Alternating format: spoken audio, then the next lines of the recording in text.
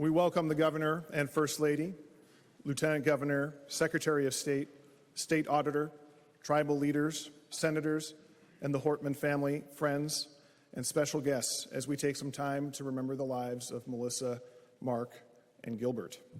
If you are at a desk in the chamber with an iris bouquet, that is a desk in which Melissa sat during her time in the legislature. The bouquet of flowers in the gallery commemorates the seat where Mark Hortman sat when Melissa was first elected Speaker in 2019. All desks and seats in the chamber have a rose. We will be placing those roses at Speaker Emerita Hortman's desk as we leave the chamber today. We will now read a joint House and Senate resolution in recognition of Melissa, Mark, and Gilbert, beginning with Representative Long.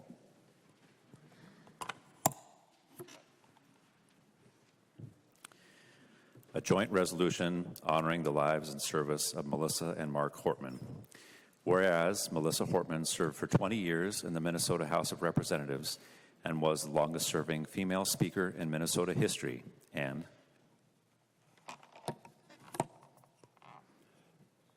whereas Mark Hortman was a devoted and loving husband and father, outgoing and genuine, a highly skilled professional, a man of many interests and hobbies, and a fierce supporter of Melissa's work, and whereas Gilbert Hortman had an infectious energy and love of people that led him to change his career path from aspiring service animal to beloved Hortman family dog. And Melissa's greatest love outside of her family was reserved for Gilbert. And whereas Melissa started her legal career at Legal Aid, suing discriminatory landlords, she won a record-setting verdict in a housing discrimination lawsuit.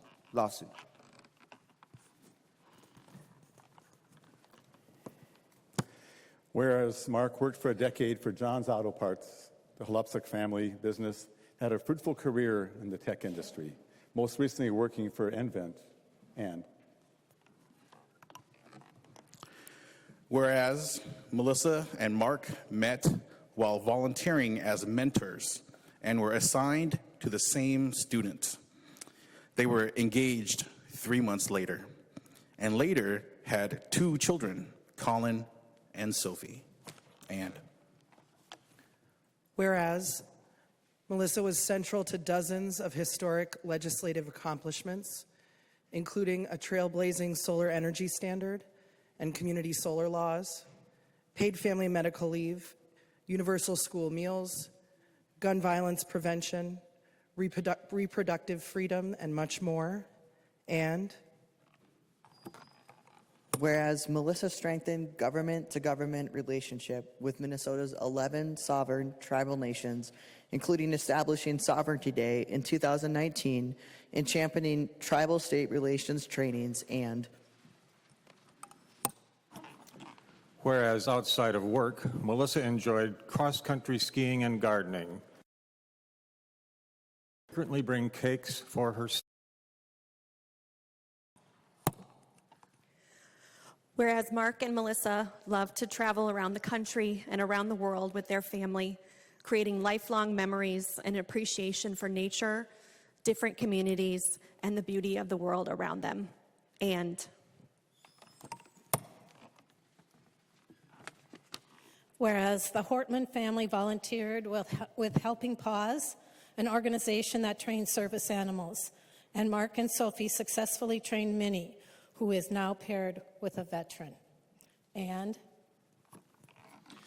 whereas Melissa believed in following the golden rule and the principle that to whom much is given, much is expected, she carried the prayer of St. Francis in her wallet in consistent credit and recognition to others. And whereas Colin and Sophie Hortman shared how to honor their parents, plant a tree, visit a local park, and make use of their amenities, especially a bike trail, pet a dog, a golden retriever is ideal, but any will do. Tell your loved ones a cheesy dad joke and laugh about it. Bake something, bread for Mark or a cake for Melissa, and share it with someone. Try a new hobby and enjoy learning something. Stand up for what you believe in, especially if that thing is justice and peace and... Whereas Colin and Sophia also shared that the best way to honor our parents' memory is to do something, whether big or small, to make our community just a little better for someone else. And whereas Melissa and Mark and Gilbert were tragically taken from their family, friends, colleagues, and the entire state of Minnesota. Now, therefore, be it resolved by the House of Representatives and the Senate of the state of Minnesota that they honor and remember the incredible lives, legacies, and service of Melissa, Mark, and Gilbert Hortman. And be it further resolved that enrolled copies of this resolution be presented to Colin and Sophie Hortman. We will now hear remarks from Governor Walz, Senate Majority Leader Aaron Murphy, Speaker Damuth, and myself. We will begin with Governor Walz.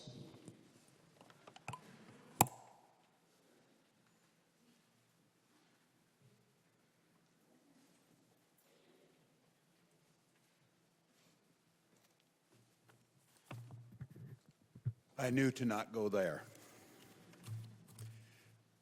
To members of the House and Senate, both present and past, to Lieutenant Governor Flanagan, our constitutional officers, to our sovereign tribal leaders, thank you all for being here today on a moment that I think many of us thought about, wondered how this would feel. And as I came out of my office today, and having been here over the last 8 months, it's been quiet, but to hear this building wake up to the People's House when all of you are back, and to be here for Mark and Melissa, to the Hortman family, to Harry and Linda, Colin, Sophie, and the entire family.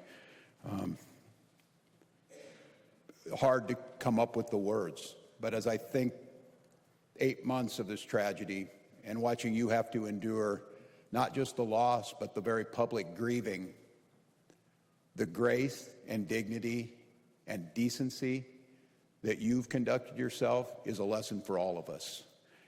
You've not only had to grieve, you've had to figure out how life goes on. We had a wedding in there, and Colin, thank you for allowing me to sing at your wedding. I am incredibly grateful for that.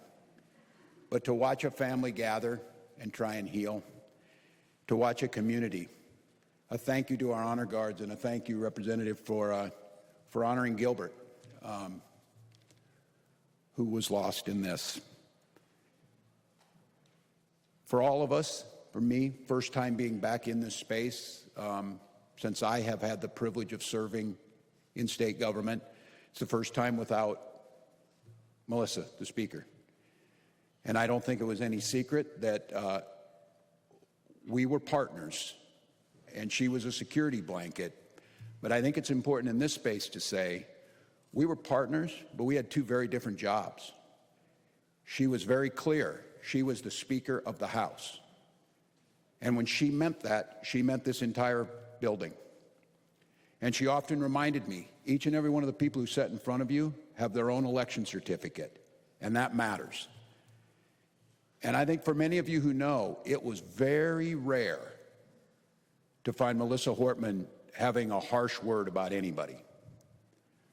But she did it, and she reserved it for those times when we earned it, myself included. And after it happened, I stepped back, as we should, and tried to be more self-reflective. It was an incredible gift for her to understand that. I don't think that got told. I think this institution, the sense of democracy, and for each and every one of you, if I would start going on a partisan rant, it was Speaker Hortman who would many times redirect that to, what is your goal, Governor, to get done here? Because it's certainly not the rant. It needs to be something else. And is this going to get us any closer to where you're trying to go? That's wisdom. that's experience, that's decency, that's leadership, and those things were all exhibited. And so trying to wrap my mind around this, because I hear people talk about it and they know that there was a shooting in Minnesota and elected officials and Senator Hoffman and a vet and his family. The public reached out. They understood what this was. They understood it was an assault on the democracy. But I think it's hard to express the loss, the sense of, I don't know if calling it the loss of innocence is right, but what was taken from all of us, and the sense of each and every one of you doing public service with your family. And to watch this family, to watch this body, to watch our state try and grapple and move through this, and other tragedies have come on top of it as we're living through. But I think it's important in this moment, and I'm grateful to this body, Leader Stevenson, to every for pausing, for making note of this, because again, the way you honor Melissa and Mark is how we conduct ourselves afterwards. It's one thing to be reflective to the past and to tell stories of the past. It's another to what did we learn from that. And I would just close with where it started when I got to know Melissa Hortman, got to know the speaker, and it was in 2019. And again, Minnesota's unique in this. Very few states have divided legislators. I think at the time there were two. I think it was us and Alaska maybe. I'm not sure. It's very rare, which meant we had to work together. That was the first session in 2019, and the last one was, of course, last year. And in both cases, we had divided legislators. We had very spirited discussions, and we ended with budgets that served the people of Minnesota. We didn't all get what we wanted, but we got compromises that got things done. And I think understanding that is that when I first got here, some of you know this, the speaker gave me the book, Getting to Yes. And those of you who are familiar with it, it's negotiating from a position that everybody needs to be part of it. Everybody needs to get there. And she gave this book to myself, to Senator Gazelka, and then she had it. And we read it, and we tried to do a little book club thing where we'd come back together and talk about it. But the book club was the actual session. And something that I have kept the whole time, and I think if you want to know who the heart and soul when it came to the legislator and the person that Melissa Hortman was, she wrote a very short note that accompanied this. And keep in mind, this is 2019, it's the first session. I came here after 12 years in Congress, so all of you knew that was a bad sign to start with. But she made clear about level setting what this place was and what our job was. And if you would just allow me, and I have not shared this with anyone, but I do think it's important. Dear Governor Walz, I'm looking forward to our work in the coming weeks to finalize a budget that gives Minnesotans the quality of public services they deserve. I also do believe that you, Senate Majority Leader Gazelka, and I can do this differently than it's been done in recent years in Minnesota and certainly in Washington, D.C. Governing is very different from campaigning. We'll take the fight to our opponents in 2020 elections. But in the meantime, we need to find win-wins together and the humanity in each other. Thanks for doing what you're doing. I look forward to our deliberations. Always, Melissa. And for me, it was the grounding of what it takes to get things done here, the grounding in the humanity that we all share, the grounding in that this is hard work.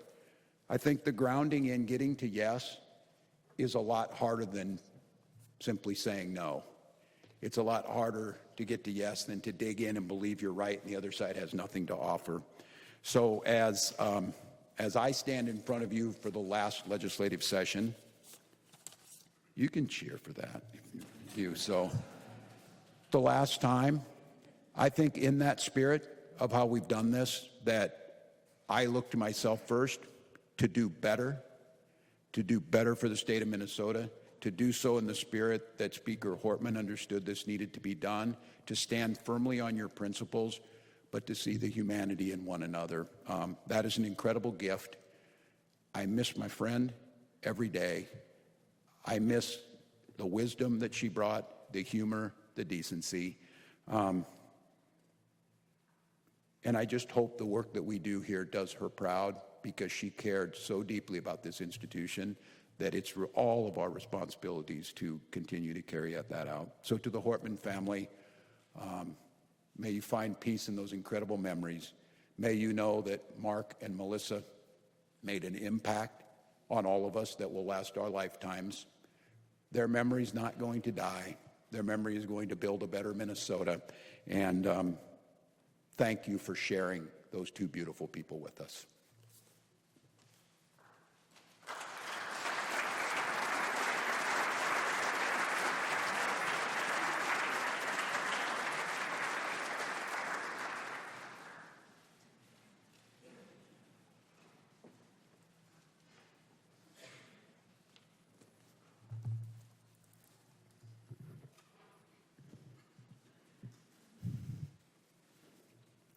Good afternoon, dear friends, colleagues, members and staff, fellow leaders, fellow Americans.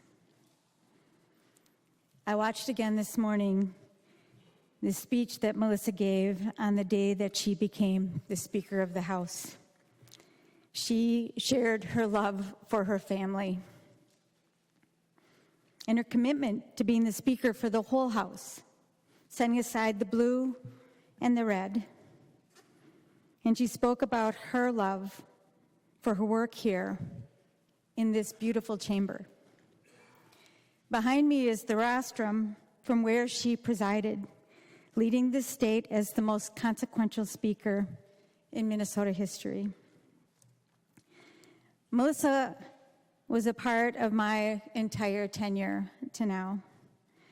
She guided my big class of first-termers, not with cheering us on and affirmation, but with expectation. Constituents, constituents, constituents. Sound familiar? She knew if we didn't do our work, we would lose the opportunity to lead. And when we did lose, as we do, she had very little to say about it. Instead, she showed up in a conference room with a sharp pencil, gathered the numbers, and got to work. Classic Hortman. Our last conversation was at the end of the June special session. She teased me because the Senate ran late that very early morning, which, I was pretty mad about. But she waited for me. We talked about the session, about the hard and protected negotiation, and relief that a budget was on its way to the governor's desk. She was deeply committed to that goal, and she refused to fail. She never gave up. On June 14th, her bright light was extinguished, along with Mark and Gilbert. That day was the start of what has been the longest summer and the hardest winter. Children killed in a church, Minnesotans killed in the street. And we return here together, altered, some terrorized, fearful, but determined. That's what courage is for. And as I look around, as I look at all of us, what as I see is the courage to continue the work for the people of Minnesota. And as we are here together, we have a choice. Will we devolve into the familiar and increasingly dangerous partisan divide?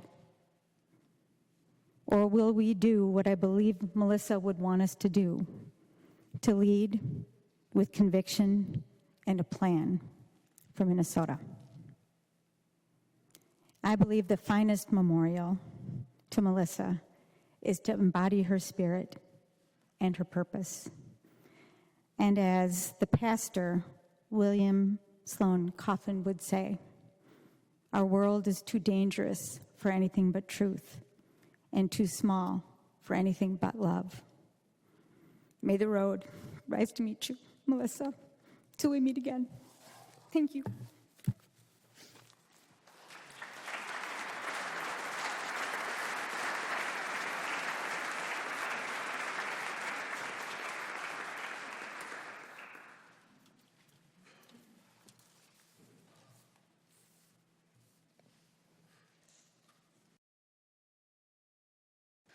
I'm honored to pay tribute to Speaker Emerita Melissa Hortman today.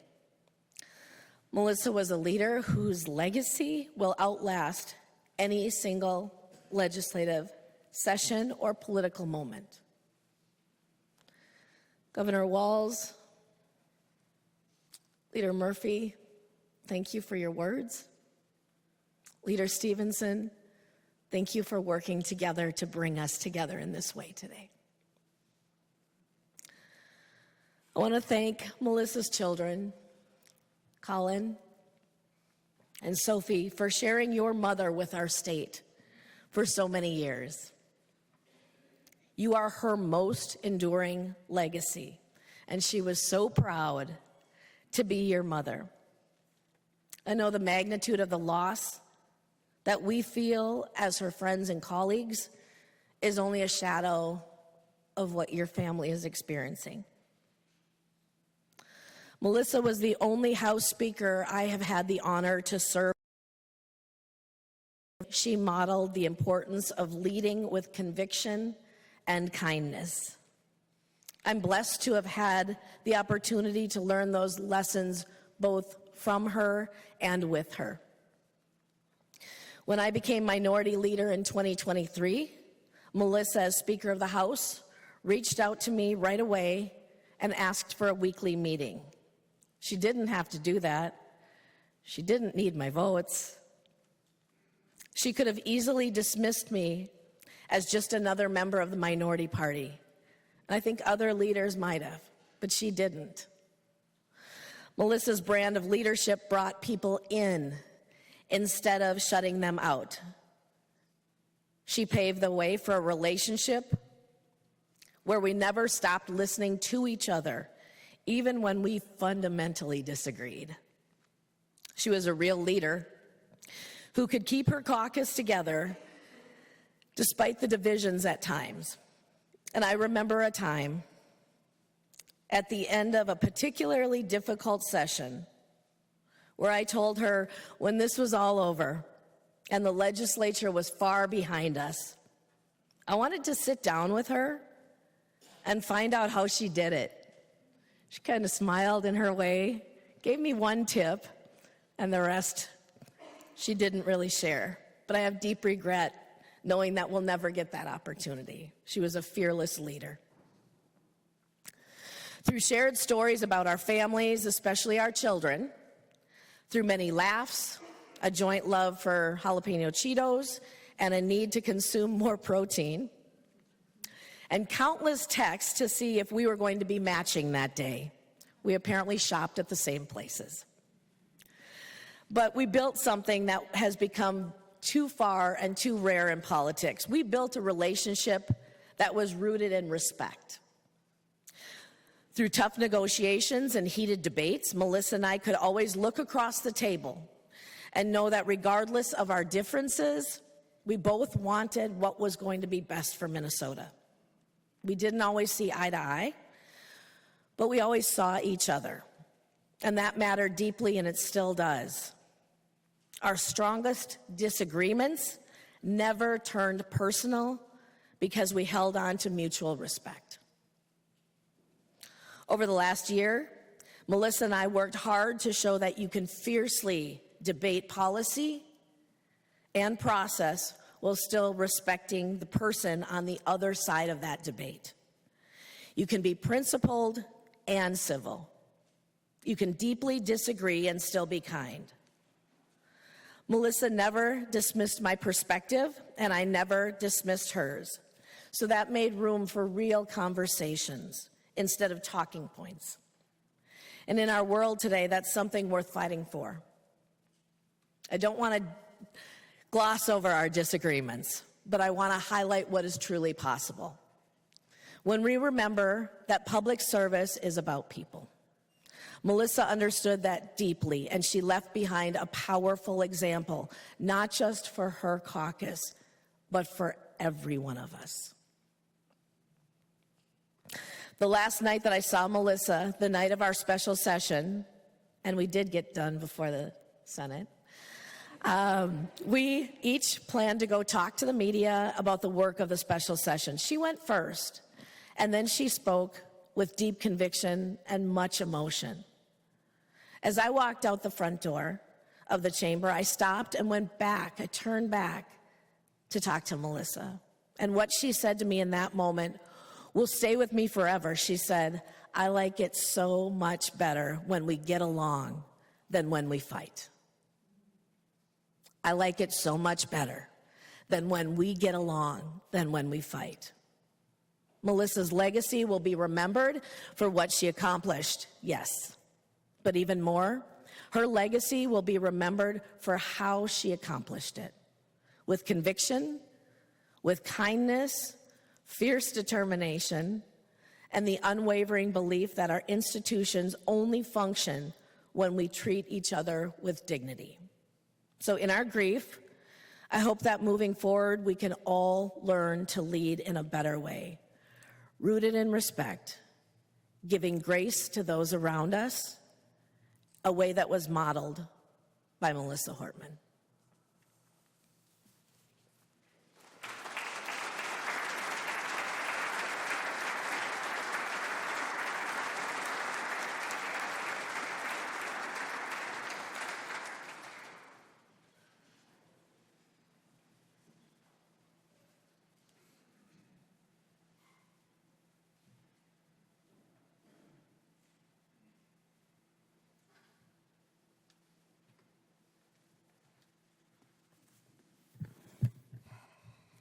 Today is a tough day, and on this tough day, I'm grateful that my friend John Hoffman is just a few feet in front of me here. And I'm grateful that but I'm mostly grateful that you're here. And I'm grateful that Yvette's here, and that folks here.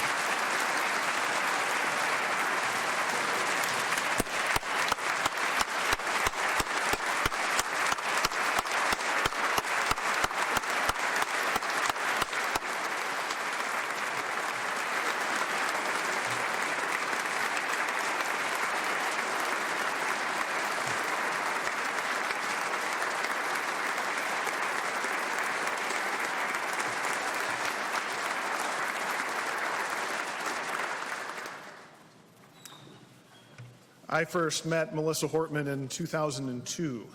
I was 17 years old. I was a senior in high school who was interested in campaigns and elections. Melissa was running for the Minnesota House for the second time. She had run and lost in 1998, and she would go on to lose in 2002 as well.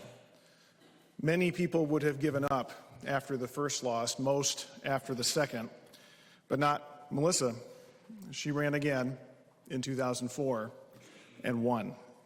Her persistence, her strength of will, those were defining aspects of Melissa Hortman. But make no mistake, her persistence wasn't about ambition. It was about service. Melissa said that her parents, in particular Linda, instilled in her the principle that to whom much is given, much is expected. She felt that she had both the ability and the obligation to serve. Service was at the core of her identity. She carried with her a card that had the prayer of St. Francis. It begins, "Lord, make me an instrument of your peace." She was so smart, so talented. She could have had great success in the private sector, but at every turn, she prioritized service. When she graduated law school, she passed up opportunities at big law firms to work at legal aid. When Colin and Sophie left the nest and Melissa was lonely, she did get a dog, but it was a service dog, a dog she knew she'd have to give up. Fortunately for Melissa and for Gilbert, he flunked his training. And when she was working long hours for little pay on Capitol Hill after college, she made time to mentor kids who were less fortunate. That's how she met Mark, when they were assigned to mentor the same kid. Mark Hortman was such a good dude. I have difficulty imagining his face without a smile on it. He was one of the most good-natured people I have ever met and had an incredibly diverse set of interests, from mountain biking to building robots to brewing beer to playing pool. Just a good dude. Melissa and Mark clearly passed along that commitment of service to Colin and Sophie. Many of you will remember their exceptional statement after the horrible days of June 14th. The best way to honor our parents is to do something, whether big or small, to make our community a little better for someone else. That was Melissa. The commitment to service, but also the commitment to action. Do something. Melissa didn't have patience for fancy words or symbolic victories. She wanted progress. And she got it. Since her death, many folks have described Melissa Hortman as the most consequential speaker in Minnesota history. She led this chamber through some of the most difficult moments in our state's history, and future generations will look back favorably on how she led. Think about a child born in 2026. That child may never know Melissa Hortman's name, but Melissa Hortman will shape her life. Her parents will have paid family medical leave. She will be less likely to grow up in poverty because of the child tax credit. She will eat breakfast and lunch at school, no questions asked. College will be more affordable. Opportunity will be wider, and on and on. Melissa's legacy will reverberate through generations.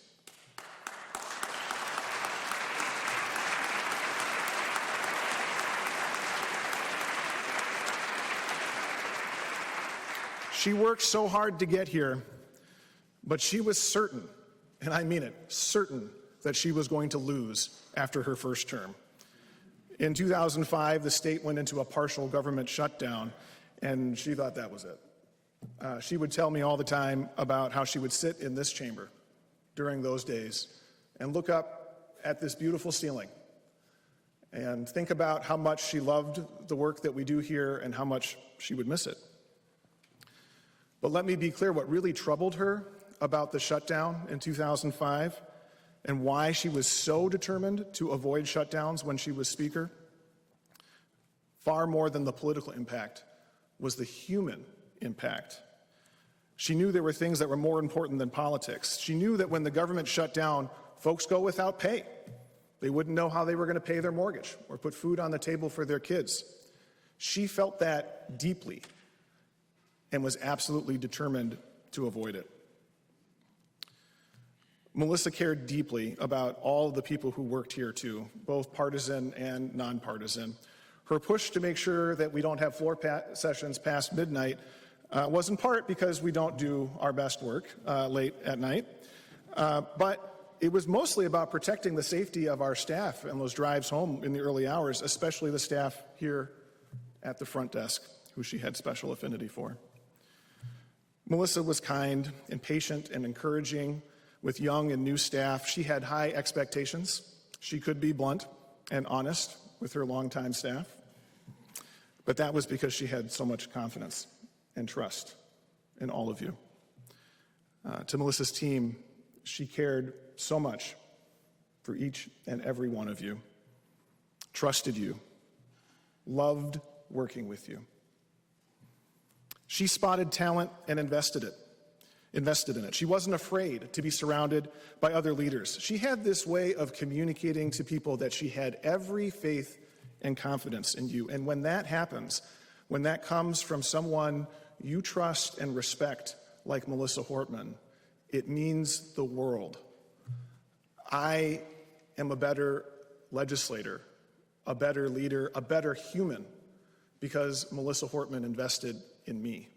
And I know there are so many people in this room who feel the same way. And to all of you, I say, hang on to that. Hang on to that feeling, because she meant it. She meant it. So as we try to move forward as a Minnesota House of Representatives, I know I'm not alone and sometimes feeling a little lost without Melissa.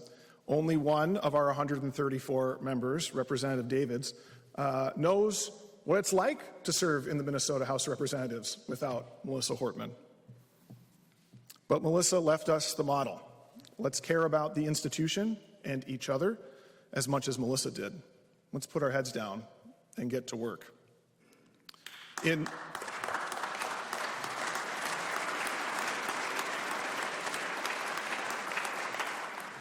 In recent years, one of Melissa's top legislative priorities was trees. Melissa loved trees.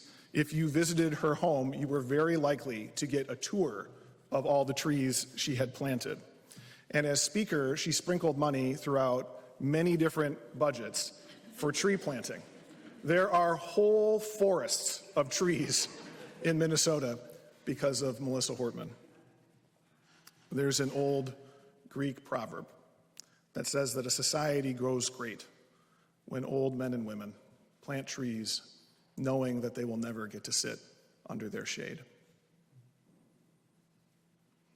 Our society still has some work to do, but Melissa Hortman was great.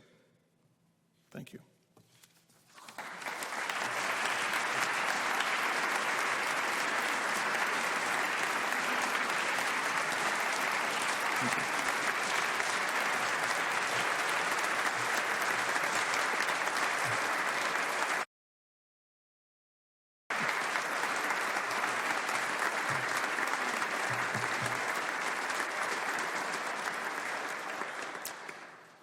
As I mentioned, she loved trees. In addition, she loved gardens and flowers. And on your desks, take them with you and plant the seeds in Melissa and Mark's memory. There's also a green ribbon, which is there for you to wear. Invite you to the sergeant's office. That's the important thing. When you invite you to go down for a coffee reception with cake and bread. Melissa liked to bake cake. Mark liked to bake bread. The cake and bread were made by House staff and members. There's music in the rotunda being played by the St. Paul Chamber Orchestra, and therapy dogs will be in the vault until 3. Members and guests, before we leave today, let us rise for a moment of silence in honor of Mark, Melissa, and Gilbert Hortman.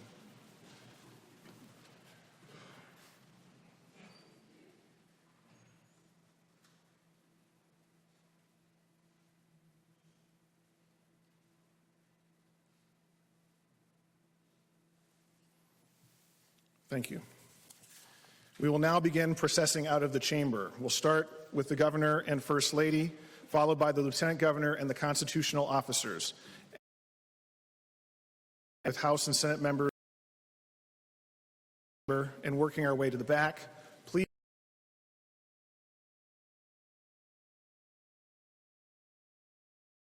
take the rose from your desk and lay it in remembrance of what we have lost.